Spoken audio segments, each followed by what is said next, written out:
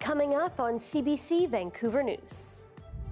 The FIFA World Cup kicks off, and it was Mexico's day. We're here, World Cup first day, let's enjoy. I hope people that are visiting the city enjoy it as much as we do. We take a look at the fan zones in Vancouver and how the city is feeling ahead of the first local game. Plus, what and where is Vancouver's Mexican Barrio? There's a lot of Mexican-owned specific businesses in our two areas, and so that's where it came from. Where the name came from, and will it stick? And taking the temperature of provincial politics. It has been a brutal 6 months for the NDP government in British Columbia. Sometimes good to come in second. The latest polls and the Premier's popularity. This is CBC Vancouver News.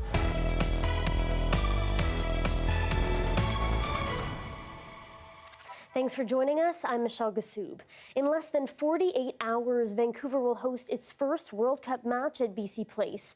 And with that, many fans are expected to visit the region. Our Saurabh Sandhu spoke with business owners in Surrey who hope the economic impact can be felt south of the Fraser River. Just 2 days before the first World Cup match in Vancouver kicks off, Surrey business owner Yazan Shehadeh is getting ready to welcome soccer fans to his cafe. We want to build a vibe, especially for the Surrey area. Shehadeh, who describes himself as a big soccer fan, has high hopes from the mega event, which is anticipated to bring thousands of visitors to Vancouver. And Shehadeh hopes some of those fans will come across the Fraser River. Even at the Sheraton just across the street from here, there are people from all over the world that have already arrived, and I've seen them come into the cafe. This Nigerian restaurant in the heart of Surrey is also making special plans for game days. Not only are more people going to be dining in, but we get to introduce Nigerian food and culture to a whole new audience. An Angus Reid consumer survey finds 1 in 5 Canadians say they will watch the World Cup games at a locally or independently owned business. A welcome sign for small businesses hoping for a boost in economic activity. But even among the cheering and excitement, some among the local business community are doubtful about the economic impact. This restaurant owner says his establishment will offer the live coverage of the event, but it's not something he expects his business to benefit from. To take on more volume would mean that we would have to add extra staff, and that would also take us outside of our hours of operations. Today, the opening day of the FIFA World Cup, the Surrey Fan Fest is packed with fans. But Magana says these free watch parties offered by the city of Surrey could also affect local restaurant industry. I'm sorry to be a party pooper, but when you are advertising an event that is free to the public tends to go to those events because there's no expenses. I mean, so really what you're doing is you're actually affecting businesses, right? The province estimates the event will bring $1 billion in visitor spending in the region over next 5 years. Saurabh Sandhu, CBC News, Surrey. The first match of the 2026 World Cup in Mexico City ended with a win for the host country. Here in Vancouver, fans came out to catch the game against South Africa at the PNE FIFA Fan Festival. I spoke to CBC host Dan Burrett earlier today. It's been a busy day, starting since 6 a.m. today, Michelle, when fans were lined up even before the gates opened at 10 a.m. to come in for a game that started at noon. Rather busy day, and it was a sea of Aztec green as Mexico supporters really showed up in force to see how their team would do. And they won rather handily 2-0 against South Africa after South Africa was handed 2 red cards. There have been a sea of jerseys here. We've seen Canada, we've seen Germany, we've seen all sorts of countries, Australia, South Africa as well. A lot of people, though, we asked were wondering about what the next big game is, and that is Canada versus Bosnia-Herzegovina. That is on Friday in Toronto, and they're wondering how Canada will do, given that it's already been confirmed that Captain Alphonso Davies will not play. We asked them, what are the shots for Canada? In Canada, I think they have a good team, but they make it to the 16th round. Watching the last 2 games on TV, I didn't look like we looked like a threat. What do they need to do then to get better, do you think? We need somebody that can put it in the back of the net. Let's hope they give us a big surprise tomorrow. We're here, World Cup first day. Let's enjoy. So again, hoping that those injuries don't take a toll on a team that many people in this country, wherever they're from or wherever they've come from, have a lot of hope in. Dan, what was turnout like in that amphitheater area, and what have you heard from organizers about day one? So turnout in the amphitheater in the general seating area is quite good. It didn't look as full in the paid seating area. We asked how sales were. Organizers tell us that there's capacity for 25,000 people a day at the Fan Festival. They're at about 7,500 so far. They do not have info on sales at those seats, though. Certainly a lot of people were lining up, hundreds deep, to try to get into the amphitheater for the general seating. But a very good turnout in there so far. That's CBC host Dan Burritt at the FIFA Fan Fest. Thanks, Dan. All sorts of new signs have gone up across the city for the FIFA World Cup, but one is getting attention for a novel way of describing one of the city's poorest areas. A FIFA handout map renames a part of the downtown Eastside as the Mexican Barrio. The CBC's Justin McElroy maps it out for us. The downtown Eastside. On maps set up for FIFA, it's been replaced by something called Hastings Crossing and been highlighted with a Mexican Barrio.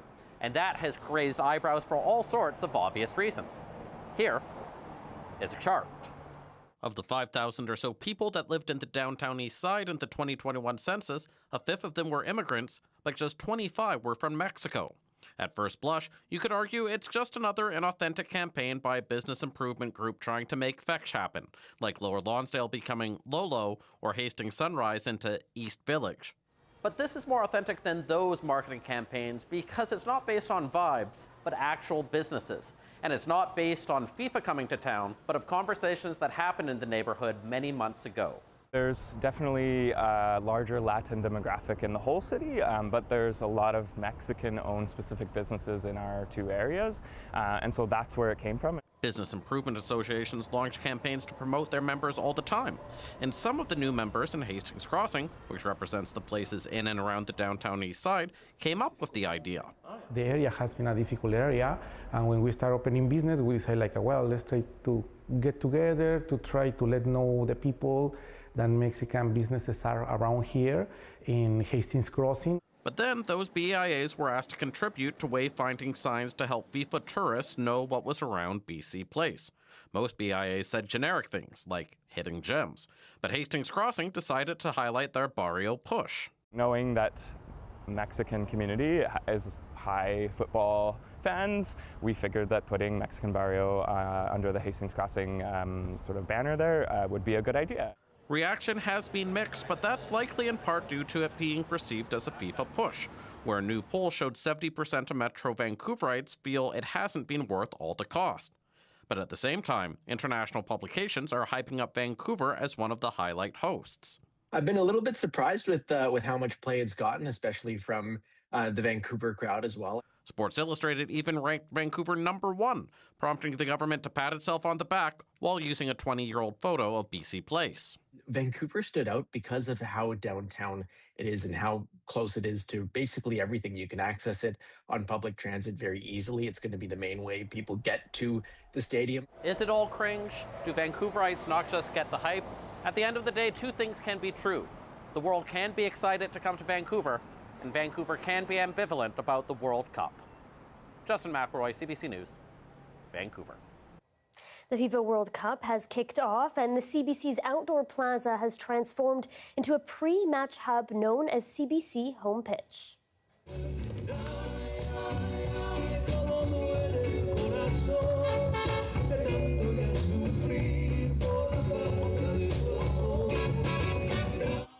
Come check out the high-energy pre-match hub featuring live music, food vendors, and cultural performances. Take part in fun activities and catch special on-location radio programming. On Friday, Canada will play their first match of the World Cup, and the CBC Home Pitch is open from 9 a.m. until 12 p.m.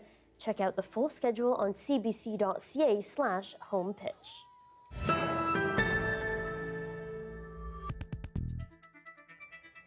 A new opinion poll shows Premier David Eby has hit his lowest ever approval rating and second to last when it comes to Canadian premiers. As Katie DeRosa reports, it comes after a bruising spring legislative session and as the Premier faces off against a new political opponent. It's all smiles from BC's Premier and his NDP caucus during a retreat in Kelowna.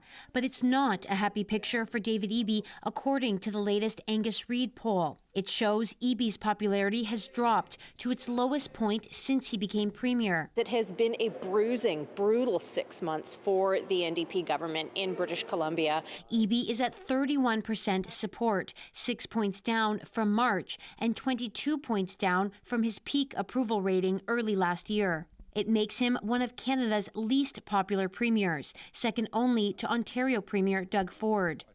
Sometimes good to come in second. Eby faced criticism from both the official opposition and Indigenous leaders for changing his position on the Declaration of the Rights of Indigenous Peoples Act. And there's ongoing concerns over healthcare and affordability. I'm not surprised to see David Eby's popularity dropping. I think that a lot of it really has to do with dissatisfaction around some of the consistently inconsistent things that David Eby is doing. This also comes as Eby faces a new political opponent, newly elected BC Conservative leader Carrie Lynn Finlay. She has been quick to blame Eby for the failed experiment with drug decriminalization and for failing to protect private property rights. John Horgan's former chief of staff says leaders go through ups and downs, and Eby has been dogged by some difficult court decisions around Indigenous reconciliation. He's in a low period for sure. He has to dig deep and find the campaign plan that will fire up his caucus again and restore more of that confidence that the public has shown in him. Megs and other NDP insiders say one poll does not signal the death knell for Eby's leadership, and he can use the summer to reset before the legislature sits again in the fall. Katie DeRosa, CBC News, Victoria. Canada Post is rolling out the latest phase of its transition from door-to-door home delivery to community mailboxes. The change will see an additional 485,000 addresses moved to a more centralized mode of mail delivery. The latest round includes 7 provinces in cities and communities stretching from Fredericton to Kelowna. The latest conversions come on top of the 136,000 addresses in 13 communities later this year, which included several North Shore, Abbotsford, and Mission postal codes. Canada Post cited safety and efficiency as the reason behind the changes. The city of Victoria shut down a part of its downtown core Thursday morning as part of their 3rd annual maintenance operation. It's led to a large number of unhoused people being displaced from the area. The important thing is the unhoused people need their resources, and the resources are the pharmacy, our place for food, for washrooms, and then obviously the safe consumption site. So for them to be pushed out, where are they to get those services? Bylaw and police officers cleared people away from Pandora Avenue, an area which offers much of the city's homelessness and addiction services. One outreach worker says she is worried this could dissuade people from accessing the safe consumption site. Mayor Marianne Alto says the services remained open during the work.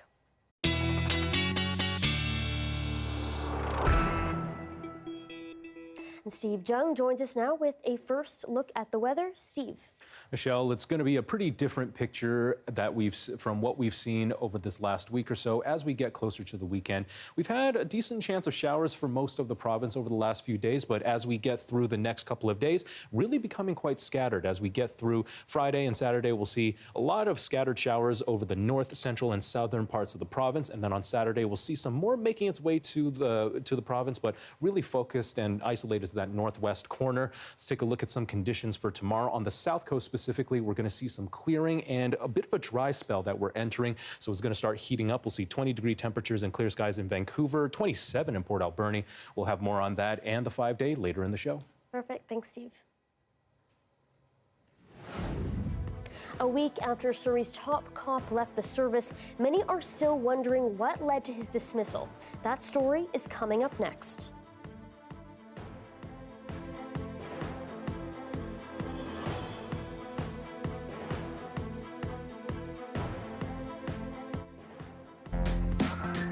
This is Vancouver is a new CBC podcast where we explore the issues, the stories, and the people that make this place home.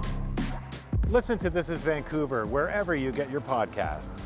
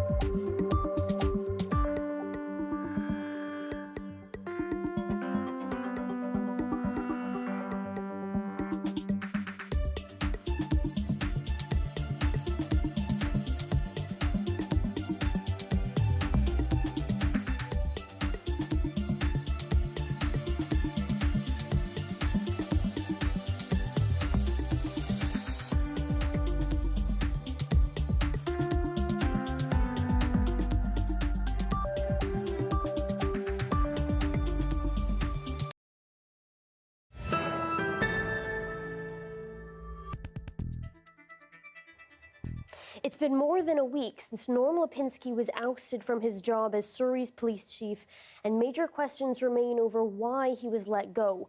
As Amelia John reports, the provincial government is now facing growing calls to take action and launch an investigation.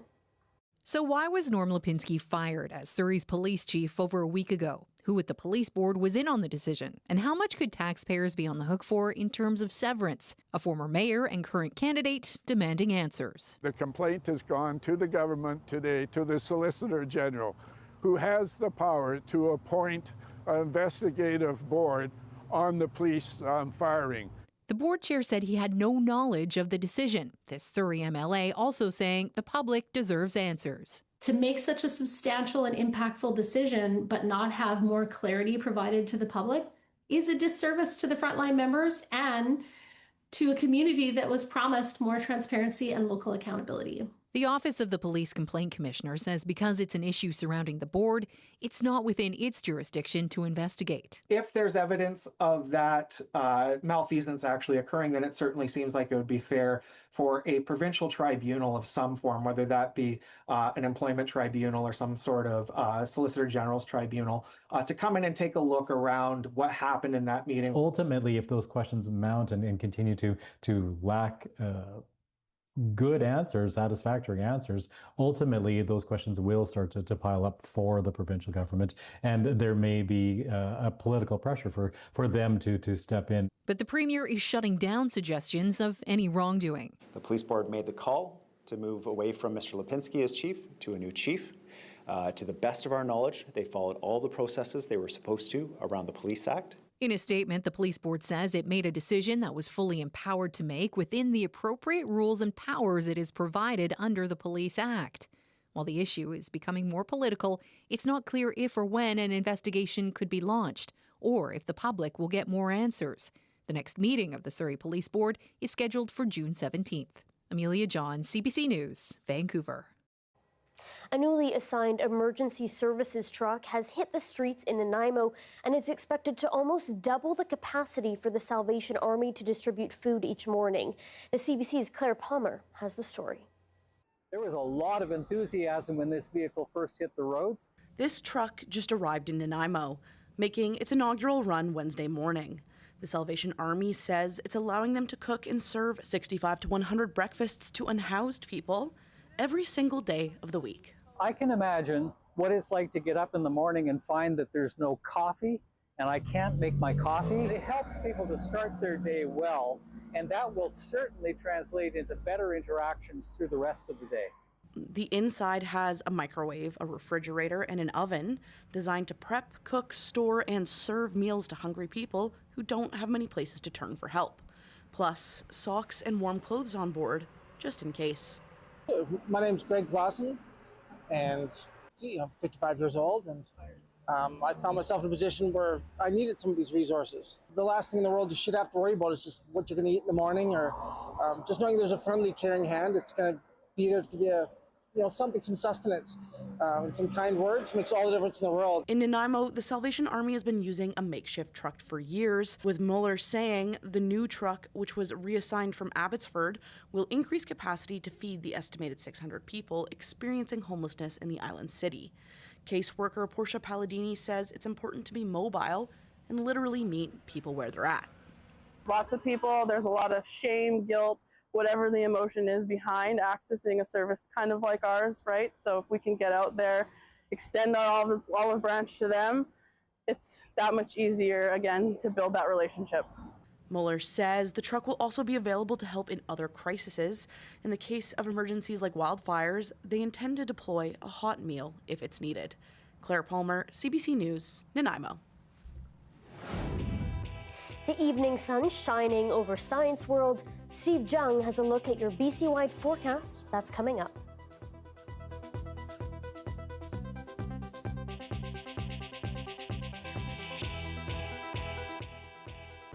I think it's important to give a human face to the stories that we hear every day, the people that they affect. And I think talking to those people is what really gives us the true sense of the impact of the stories that we're hearing.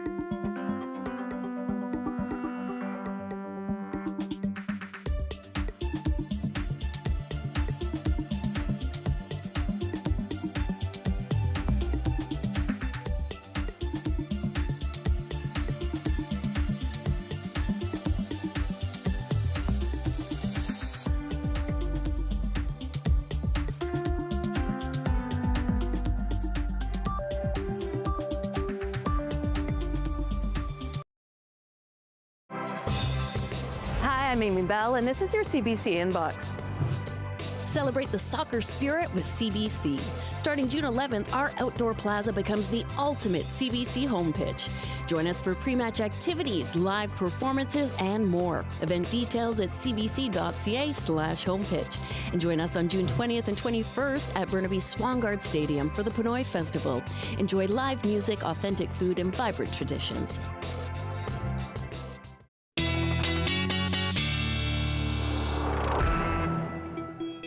And Steve Jung joins us now for a look at the forecast. Steve, how are we looking heading into the weekend? Michelle, we've been having quite a few showers over the last little bit, and it looks like we're starting to see them taper off a bit. We'll see over the next day or so a lot of these showers being pretty scattered over much of BC, parts of the north and northeast, and central BC down to the south. On Saturday and Sunday, we'll see a bit more making its way to the province, but mostly concentrated in that northwest corner, so not a whole lot making its way to the rest of the province. And we are watching the current drought conditions around BC. This is the latest information we have from the government of Canada, from the government of BC regarding drought conditions around the province. So it's holding steady for the most part, but if we look here in the northwest over Stikine, Nass, and Skeena-Bulkley, these areas have actually gone down to drought level 0. They were about drought level 1, maybe 2 just last week, and we'll see a little bit of an increase here on Haida Gwaii. It's up to level 1 now, but around Chilcotin, it's gone down to drought level 2, and we're seeing some improvement in the drought conditions on Vancouver Island as well. So it is a hopeful sign that it is going down a little bit, holding steady for the most part, but it looks like that rain we've had in the last little bit has really made quite the difference. Overnight, we can expect conditions to remain pretty cloudy over most of the province, and we'll see chance of showers over much of BC as well. Note that risk of thunderstorms over central BC, as well as parts of the southern interior and the Kootenays, and we'll see clearing begin in those overnight hours on the south coast and parts of Vancouver Island. We'll take a look at conditions for tomorrow as well, pretty similar to what we're seeing overnight. Cloudy and a chance of showers over most of the province, clearing on the south coast, and we'll see those temperatures start to warm up quite a bit. 23 degrees in Kelowna and 27 in Kamloops. Note the risk of thunderstorms again. Let's take a look at the 5-day forecast for Metro Vancouver. Clear skies and warming temperatures as we get to the weekend, and then some higher temperatures and a bit of cloud to start us off on a new week. Thanks so much, Steve. And thank you for joining us on CBC Vancouver News. For news anytime, you can visit our website. That's cbc.ca/BC. Your next local news is on the early edition. That starts tomorrow morning at 5:30. Have a good night.